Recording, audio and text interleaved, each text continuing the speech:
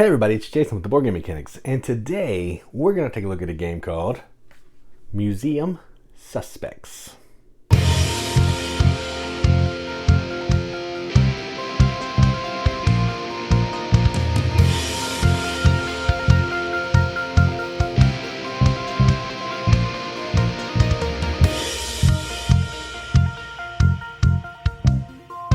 Museum Suspects is a game published by Blue Orange Games, designed by Phil Walker Harding, who is quickly becoming one of our favorites in our house.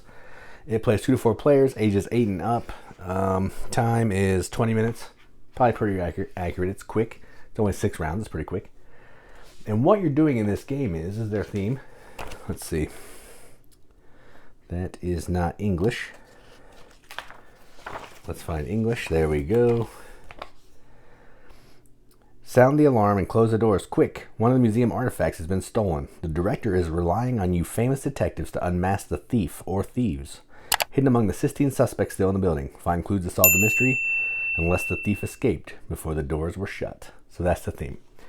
This is a deduction game, a simple family weight deduction game, where you're trying to figure out which kind or which of these thief or thieves, bunch of different cards here, which we'll get back into later, stole the artifact.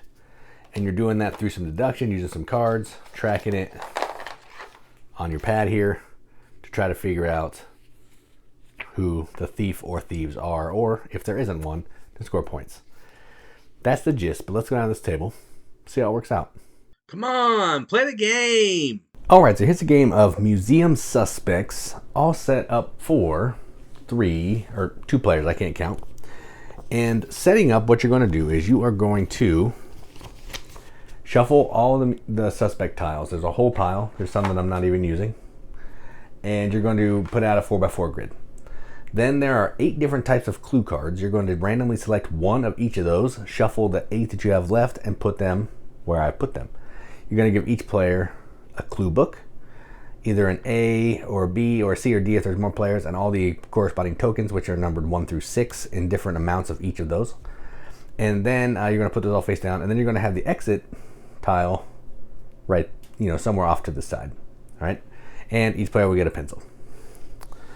So what we're trying to do is we are trying to figure out which of these suspects, or maybe none of them, or maybe multiples of them, are the museum suspect here. Now, the way that works is on your turn, you're going to take 2 actions, and the actions are really pretty simple. You're either going to investigate a clue, or you're going to put one of your tokens, the value here, onto a suspect face down to try to get that many points at the end of the game. The goal is to have the most points at the end of the game. So let's just go ahead and play that through and show you how it works. So A is first. They're going to take 2 actions. So the first thing I want to do is I want to flip a card. So I have to flip a card. Again, no one else would know this, but I'm going to flip it up for the camera. This is a clue card. This is telling me that the suspect is not wearing blue glasses. So first thing I would do is I would look at my paper here and I would cross off blue glasses. So I know that I've gotten that card. Okay. Then I'm going to look around here and see if anybody is wearing blue glasses. If they are not a suspect. Blue glasses in that shape. So let's see. No, these 2 have blue glasses, and I think that's it. So Ben and Harry, which would be row 2, the middle 2. So I know these, this one, this one, this one, this one, not the suspect because that card tells me so. All right. Then I take this card, put it back, and I put one of my tokens on it. And what that means is if anybody else wants to look at this card, they have to put their token down of equal or greater value to look at it. And this one's not super interesting to me because it only crossed off 2. So I'm trying to find my 1 token. I know there is a 1 token somewhere. Yeah, right there. I'm gonna put my 1 token on it because this one's not that valuable. So, done. That was turn number 1. Now I get another turn, and I'm going to look at another card. Let's look at this one. Now I know the suspect does not have this yellow, rhino, and zebra background. So that's going to cut down even more people. So I get rid of that card right there. I know that I've looked at it. And it's going to get rid of this one, this one, and that one. So I'd cross that off on my paper. Then I'd put this back. That's a good one. That gets rid of 3. So I'm going to make that one a little bit more valuable. Let's put a 3 on it. And that's my turn. Other players are going to do the same thing. I'm not going to mark on their book, but just so it can get back to me, they're going to go ahead and, let's say they looked at this card and they'll put a 1 down. I'll put a 3 down because it's a good one. Or bluffing to make me think it's a good one. And then they'll put a 1 over here. Okay? Now, back to me. It's round 2. I like to keep track of the round markers with these extra tokens so I know where we are. Round 2. Back to me. I want to look at this clue because they're saying it's really good. So let's see. So I'll put my 3 on it. But now we both looked at it, so I just like to leave it flipped over. So I now know that it's nothing in that section. And I cross that off, which is bottom. All right. That's 1. And then I'll leave it flip face down. That's what the rules say. I like to leave it face up, but that's fine. And I'm going to flip this one because it's free. And now I know that it's nothing in this row, which I basically already knew already. That's a pretty good clue. So we'll throw a 2 on it.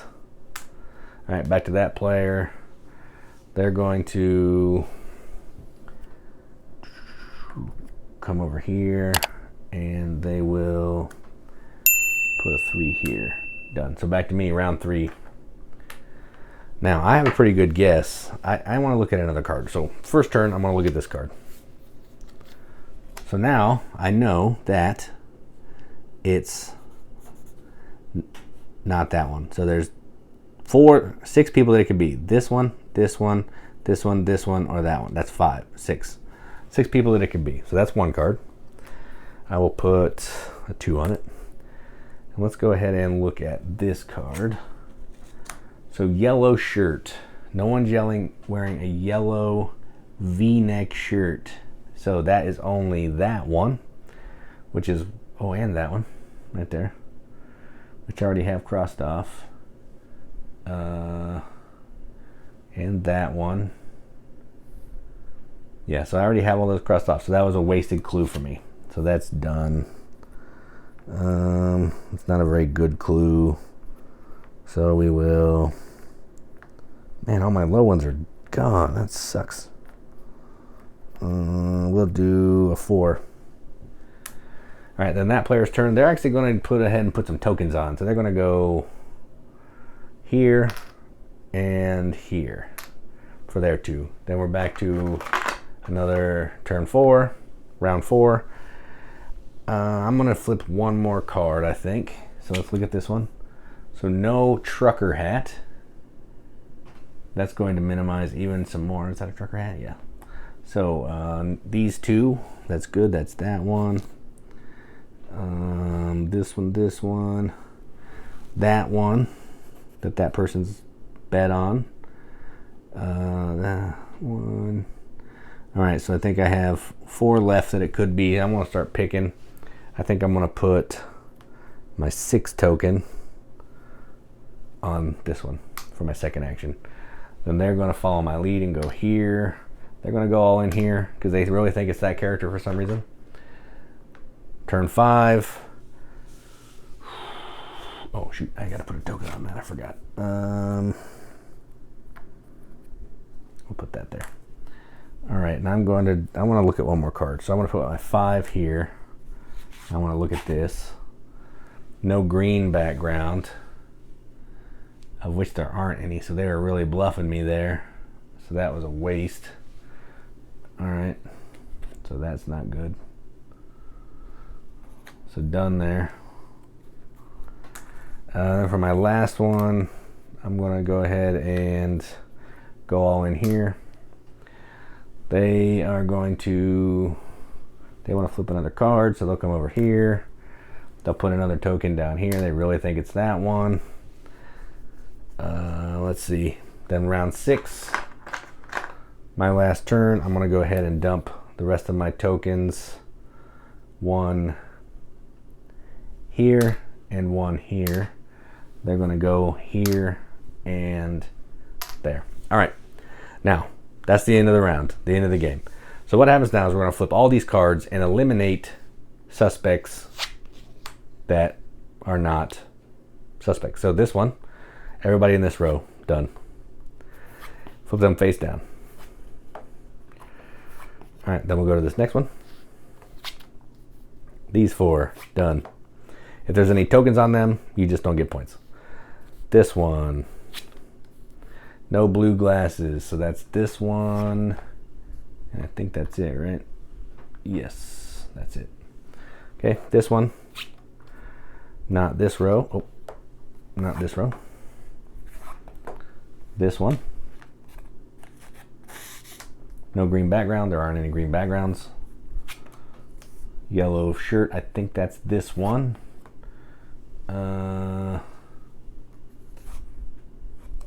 And this one, which I actually didn't rule out. And that's it.